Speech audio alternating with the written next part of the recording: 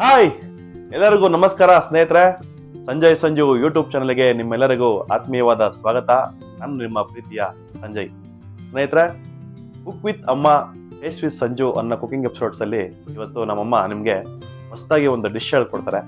ಏನ್ ಹೇಳ್ಕೊಡ್ತಾರೆ ಅಂತ ಕೇಳೋಣ. ಅಮ್ಮ ಹೇಳಮ್ಮ, ಏನ್ ಹೇಳ್ಕೊಡ್ತೀಯ ಅಂತ. ಎಲ್ರಿಗೂ ನಮಸ್ಕಾರ ಸ್ನೇಹಿತರೆ. ಇವತ್ತು ನಾನು ಹಾಗಲಕಾಯಿಂದ ಒಂದು ಕಾಳನ್ನು ಉಪಯೋಗಿಸಿ ಒಂದು ಡ್ರೈ ಫ್ರೈ ಅನ್ನ ಮಾಡ್ಕೊಡ್ತೀನಿ. ತುಂಬಾ ಆರೋಗ್ಯಕರವಾಗಿರುತ್ತೆ ಮತ್ತೆ ರುಚಿಯಾಗಿ ಇರುತ್ತೆ. ಇದನ್ನ ನೀವೆಲ್ಲರೂ ಮನೇಲಿ ಮಾಡಿಕೊಂಡು ಸವಿರಿ ಮತ್ತೆ ನಮ್ಮ ಚಾನಲ್ನ ಸಬ್ಸ್ಕ್ರೈಬ್ ಮಾಡಿ. ನೋಡಿ ವೀಕ್ಷಕರೇ, ನಾನೀಗ ಮೊದಲಿಗೆ ಸ್ಟವ್ ಹಚ್ಚಿ ಒಂದು ಬಾಣಲೆಯನ್ನ ಸ್ಟವ್ ಮೇಲೆ ಇಡ್ತೇನೆ. ಆಮೇಲೆ ಅದಕ್ಕೆ ಸ್ವಲ್ಪ ಕಡಲೆಕಾಯಿ ಎಣ್ಣೆಯನ್ನ ಒಂದು ಸ್ಪೂನ್ ಆಗಷ್ಟು ಹಾಕ್ತೀನಿ. ಅದು ಕಾಯಷ್ಟರಲ್ಲಿ ನೋಡಿ ವೀಕ್ಷಕರೇ, ನಾನು ಅರ್ಧ kg ಹಾಗಲಕಾಯಿಯನ್ನ ತಗೊಂಡು ಈ ರೀತಿ ಕಟ್ ಮಾಡಿಕೊಂಡು ತೆಳ್ಳಗೆ ನೋಡಿ ಈ ರೀತಿ ತೆಳ್ಳಗೆ ಕಟ್ ಮಾಡ್ಕೋಬೇಕು. ಕಟ್ ಮಾಡಿಕೊಂಡು ಒಂದು 10 ನಿಮಿಷ ಉಪ್ಪು ಮತ್ತು ಸ್ವಲ್ಪ ಅರಿಶಿಣ ಪುಡಿಯನ್ನು ಹಾಕಿ ನೆನೆಸಿ ಚೆನ್ನಾಗಿ ತೊಳೆದು ಇಟ್ಕೊಂಡಿದ್ದೀನಿ. ಇವಾಗ ಇದನ್ನ ಈ ಎಣ್ಣೆಗೆ ಹಾಕಿ ಫ್ರೈ ಮಾಡ್ಕೊಳ್ಳಿ. ಅರ್ಧ kg ಆಗಷ್ಟು ತಗೊಂಡಿದ್ದೀನಿ.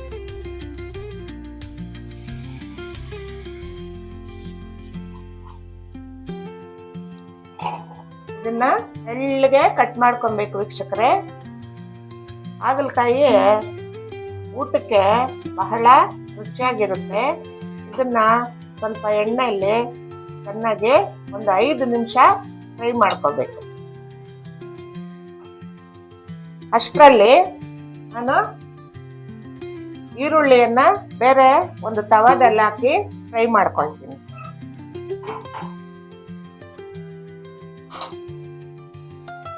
ನೋಡಿ ವೀಕ್ಷಕರೇ, ಇಲ್ಲಿ 2 ದಪ್ಪ ಈರುಳ್ಳಿಯನ್ನ ಈ ರೀತಿ ಪೀಸ್ ಮಾಡಿ ಇಟ್ಕೊಂಡಿದ್ದೀನಿ.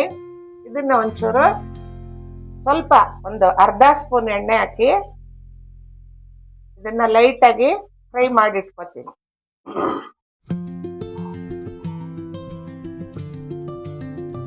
ಕಾದಿದೆ, ಈರುಳ್ಳಿಯನ್ನ ಹಾಕ್ತಾ ಇದ್ದೀನಿ. ನೀನು ಅದನ್ನ ಸ್ವಲ್ಪ ತಿರುಗಿಸ್ಕೊಡು ಮತ್ತೆ.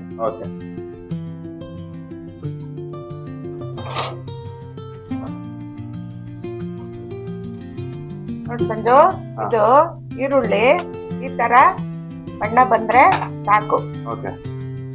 ಇದನ್ನ ನಾನು ಸ್ಟವ್ ಆಫ್ ಮಾಡಿ ಪಕ್ಕಕ್ಕೆ ಇಡ್ತಾ ಇದ್ದೀನಿ. ಇದು ಇನ್ನೊಂದ್ 2 ನಿಮಿಷ ಹಾಕ್ಬೇಕು. ನೋಡು ಗಮ್ಮಂತ ಇದು ಸ್ಮೆಲ್ ಬರ್ತಾ ಇದೆ ಅಲ್ಲ, ಸ್ವಲ್ಪ 2 ನಿಮಿಷ ಹಾಕ್ಬೇಕು. ಈ ರೀತಿ ಚೆನ್ನಾಗಿ ಫ್ರೈ ಆಯ್ತು. ಆಯ್ತಾ? ಇವಾಗ ಇದನ್ನ ಸ್ಟವ್ ಆಫ್ ಮಾಡಿ ಪಕ್ಕಕ್ಕೆ ಇಟ್ಕೊತೀನಿ. Okay, done.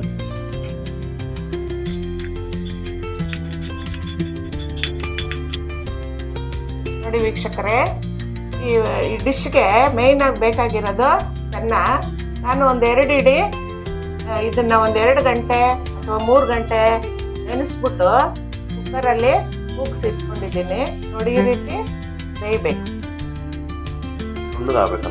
ಇದು ಇಸ್ಕಿದ್ರೆ ಹಿಂಗೆ ಚೆನ್ನಾಗಿ ಬೇಯಬೇಕು. ಈ ರೀತಿ ಬೇಯಿಸಿಟ್ಕೊಂಡಿದ್ದೀನಿ. ಎಷ್ಟು ಇಡಿ? 2 ಇಡಿ ಅಷ್ಟೇ. ನಿಮ್ಮ ಇಡಿಯಲ್ಲಿ 2 ಇಡಿ. ಇದನ್ನ ನಾನು ಅದಕ್ಕೆ ಇವಾಗ ಉಪಯೋಗಿಸಿ ಹೆಂಗ್ ಮಾಡ್ತೀನಿ ಅಂತ ನೋಡಿ. ಈಗ ಇಲ್ಲಿ ನೋಡಿ ಹುಣಸೆಹಣ್ಣನ್ನ ನೆನೆಸಿಟ್ಕೊಂಡಿದ್ದೀನಿ. ಒಂದು ನಿಂಬೆ ಗಾತ್ರ ಅಥವಾ ಇನ್ನೂ ನಿಮ್ಗೆ ಎಷ್ಟು ಹುಳಿ ಬೇಕೋ ಅಷ್ಟು ಹುಳಿಯನ್ನ ನೀವು ನೆನೆಸಿಟ್ಕೊಳ್ಳಿ. ನೋಡಿ, ಇಷ್ಟು ಹುಣಸೆ ಹುಳಿಯನ್ನ ಇಟ್ಕೊಂಡಿದ್ದೀನಿ. ರುಚಿ ರಸ ಮಾಡಿ ಇಟ್ಕೊಳ್ಬೇಕು. ಈಗ ಏನ್ ಮಾಡ್ಬೇಕಪ್ಪ ಅಂದ್ರೆ ಸ್ವಲ್ಪ ಎಣ್ಣೆಯನ್ನ ಹಾಕ್ತೀವಿ.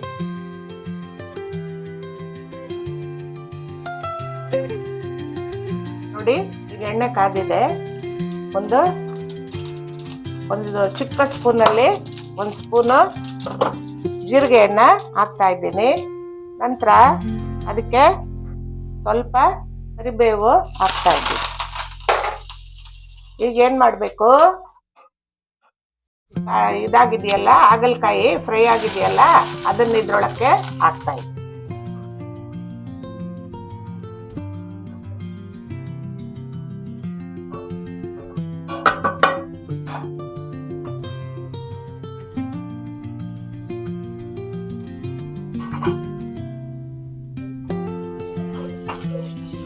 ಜೀರಿಗೆ ಹಾಕಿ ಸ್ವಲ್ಪ ಕರಿಬೇವು ಹಾಕಿ ಇದನ್ನ ಮತ್ತೆ ಎಣ್ಣೆಯಲ್ಲಿ ಫ್ರೈ ಮಾಡ್ಕೊತಾ ಇದ್ದೀನಿ. ಈಗ ಕಡಲೆ ಬೇಯಿಸ್ಕೊಂಡಿದ್ದೀನಿ ಅಂತ ಆಗ್ಲೇ ತೋರಿಸಿದ್ನಲ್ಲ, ಈ ಕಡಲೆಯನ್ನ ಇದಕ್ಕೆ ಸೇರಿಸ್ತಾ ಇದ್ದೀನಿ.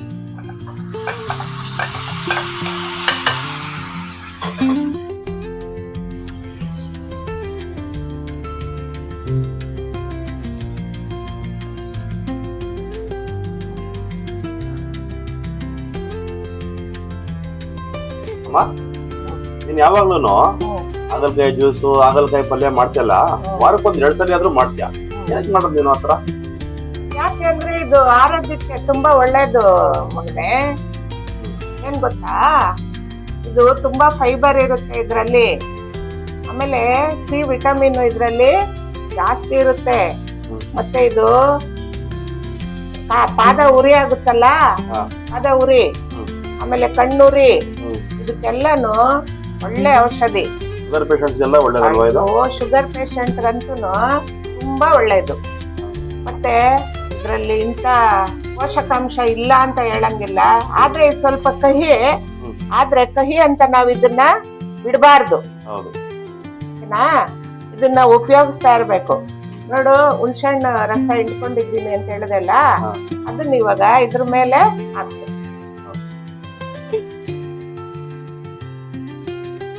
ಅದಕ್ಕೆ ತಪ್ಪದೆ ಏನ್ ಮಾಡ್ಬೇಕು ಅಂದ್ರೆ, ಹಾಗಲಕಾಯಿನ ಮನೆಯಲ್ಲಿ ಬಳಸ್ಬೇಕು. ಎಲ್ಲ ಬಳಸ್ತಾರೆ, ನಾವು ಸಹ. ಅದಕ್ಕೆ ನಾನು ಯಾವಾಗೂನು ಜ್ಯೂಸು ಅದು ಇದು ಮಾಡ್ಕೊಂಡು ಕುಡಿಯೋದು. ನೋಡಪ್ಪ, ಈಗ ಫೈನಲ್ ಏನಪ್ಪಾ ಅಂದ್ರೆ, ಈ ಗರಂ ಮಸಾಲ ಇದೆಯಲ್ಲ, ಇದೊಂದು ಸ್ಪೂನ್ ಹಾಕ್ತೀನಿ. ಗರಂ ಮಸಾಲ. ಆಮೇಲೆ ಕಸೂರಿ ಮೇಥಿ, ಇದನ್ನ ಕಸೂರಿ ಮೇಥಿ ಅಂತಾರೆ. ಒಂದಿಷ್ಟು ಇದನ್ನ ಹಾಕ್ಬೇಕು, ಟೇಸ್ಟ್ ಚೆನ್ನಾಗಿ ಬರುತ್ತೆ. ಮತ್ತೆ ಕಹಿ ಇರಲ್ಲ, ಕಹಿ ಅಂಶ ಎಲ್ಲ ಹೊರಟೋಗುತ್ತೆ. ಆಮೇಲೆ ಬೆಲ್ಲ 1 ಸ್ಪೂನ್ ಅಷ್ಟ. 1 ಸ್ಪೂನ್ ಪುಡಿ ಮಾಡ್ಕೊಂಡು ಇಟ್ಕೊಂಡಿದ್ದೀನಿ, ಅದನ್ನು ಇದಕ್ಕೆ ಹಾಕ್ತಾ ಇದ್ದೀನಿ. ಆಮೇಲೆ ಸ್ವಲ್ಪ ಖಾರದ ಪುಡಿ, ಏನು ಖಾರದ ಪುಡಿ, ಯಾವ ಖಾರದ ಪುಡಿ ಆದ್ರೂ ಹಾಕೊಳ್ಳಿ. ನಿಮ್ಮ ರುಚಿಗೆ ತಕ್ಕಂತೆ ಖಾರವನ್ನ ಹಾಕೊಳ್ಳಿ. ಈಗ ಸಾಲ್ಟ್ ಹಾಕ್ತಾ ಇದ್ದೀನಿ. ಇಷ್ಟು ಹಾಕಿದ್ರೆ ಸಾಕು. ಯಾಕೆಂದ್ರೆ ಇದನ್ನ ಬೇಯಿಸುವಾಗ ಸ್ವಲ್ಪ ಹಾಕಿರ್ತೀನಿ, ಅದಕ್ಕೆ ಎಷ್ಟು ಬೇಕೋ ಅಷ್ಟು ಹಾಕೊಳ್ಳಿ. ಉಪ್ಪು ಕಡಿಮೆನೆ ತಿನ್ಬೇಕು.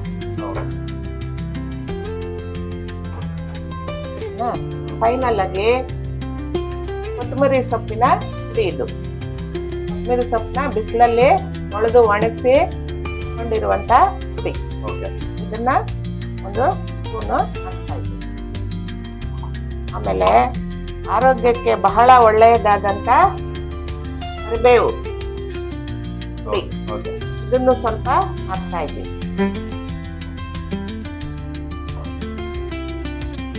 ಅಷ್ಟೇನಾ? ಅಷ್ಟೇ. ಈಗ ನೋಡು, ಇದನ್ನೆಲ್ಲ ಚೆನ್ನಾಗಿ ಕಲಿಸ್ಬೇಕು. ಎಲ್ಲ ಉಪ್ಪು ಖಾರ ಮಸಾಲೆ ಎಲ್ಲ ಇದ್ರೊಳಗೆ ಸೇರ್ಕೊಳ್ಳೋದು.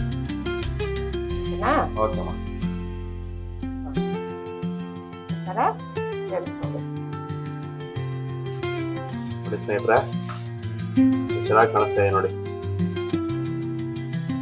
ಚೆನ್ನಾಗಿ ಕಾಣಿಸೋದು ಅಂತ ಅಲ್ಲಪ್ಪ, ಇದು ಆರೋಗ್ಯಕ್ಕೆ ಬಹಳ ಒಳ್ಳೇದು.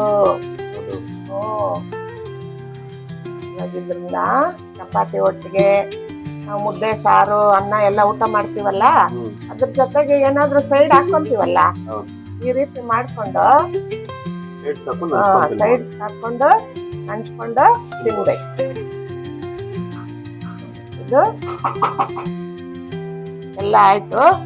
ಈಗ ಈರುಳ್ಳಿ ಇದೆಯಲ್ಲಪ್ಪ, ಈರುಳ್ಳಿನ ಲಾಸ್ಟ್ ಅಲ್ಲಿ ಹಾಕ್ಬಿಡೋದು. ಅದೇ ಫಸ್ಟ್ ನಾವು ಇದು ಮಾಡ್ಕೊಂಡಿದ್ವಲ್ಲ, ಫ್ರೈ ಮಾಡಿ ಇಟ್ಕೊಂಡ್ವಲ್ಲ, ಓಕೆ ಓಕೆ.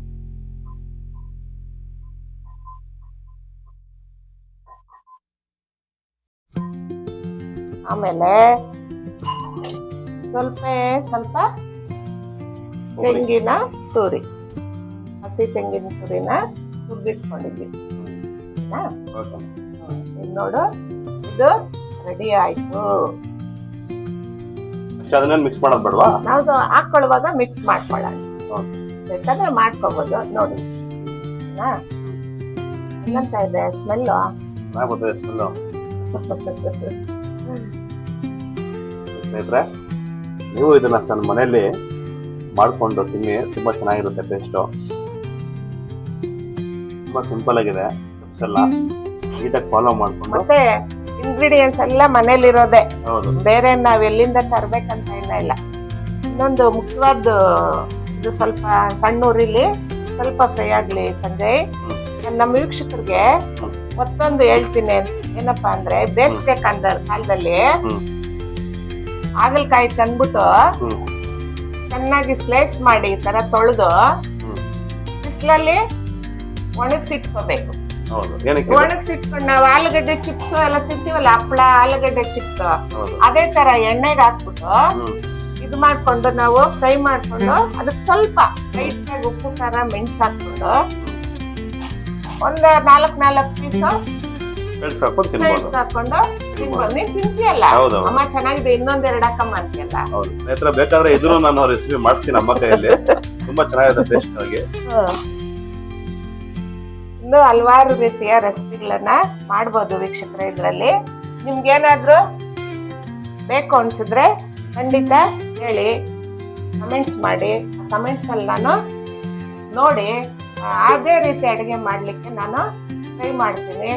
ನೀವು ಈ ಒಂದು ಡಿಶ್ ಅನ್ನ ನೋಡಿ ನಿಮ್ಗೆ ಇಷ್ಟ ಆಗಿದ್ರೆ ಖಂಡಿತ ನಮ್ಮ ಚಾನಲ್ನ ದಯವಿಟ್ಟು ಸಬ್ಸ್ಕ್ರೈಬ್ ಮಾಡಿ, ಶೇರ್ ಮಾಡಿ, ಕಮೆಂಟ್ಸ್ ಮಾಡಿ ವೀಕ್ಷಕರೇ. ನಮಸ್ಕಾರ ವೀಕ್ಷಕರೇ, ಈ ಒಂದು ರೆಸಿಪಿ ಮುಗೀತು. ಈ ರೆಸಿಪಿ ಇಷ್ಟ ಆಗಿದ್ರೆ ಖಂಡಿತ ನೀವು ನಿಮ್ಮ ಕಮೆಂಟ್ಸ್ನ ಓಕೆ ವೀಕ್ಷಕ. ಸ್ನೇಹಿತರೆ, ಫೈನಲ್ ಲುಕ್ ಈ ತರ ಬಂದಿದೆ ನೋಡಿ. ನೋಡಿದ್ರಾ? ಓಕೆನಾ? ನೀವು ಮನೆಯಲ್ಲಿ ಮಾಡ್ಕೊಂಡು ತಿನ್ನಿ, ನಿಮಗೆ ತುಂಬ ಇಷ್ಟ ಆಗುತ್ತೆ. ನಿಮಗೆ ಈ ವಿಡಿಯೋ ಇಷ್ಟ ಆಗಿದ್ರೆ ಪ್ಲೀಸ್ ನಮ್ಮ ಯೂಟ್ಯೂಬ್ ಚಾನಲ್ನ ಸಬ್ಸ್ಕ್ರೈಬ್ ಮಾಡಿ, ಕಮೆಂಟ್ ಮಾಡಿ, ಲೈಕ್ ಮಾಡಿ, ಶೇರ್ ಮಾಡಿ. ನಿಮ್ಮ ಅನಿಸಿಕೆಯನ್ನು ವಿಡಿಯೋ ಕಮೆಂಟ್ಸಲ್ಲಿ ತಿಳಿಸಿ. ಓಕೆನಾ ಸ್ನೇಹಿತರೆ? ಬಾಯ್. ನಾವು ಆಫ್ ಮಾಡ್ತೀನಿ. Okay okay okay. ಇಷ್ಟೊತ್ತು ನೋಡಿದ್ದಕ್ಕೆ ವೀಕ್ಷಕರೇ ಇನ್ನೊಮ್ಮೆ ನಿಮಗೆ ನಮಸ್ತೆ.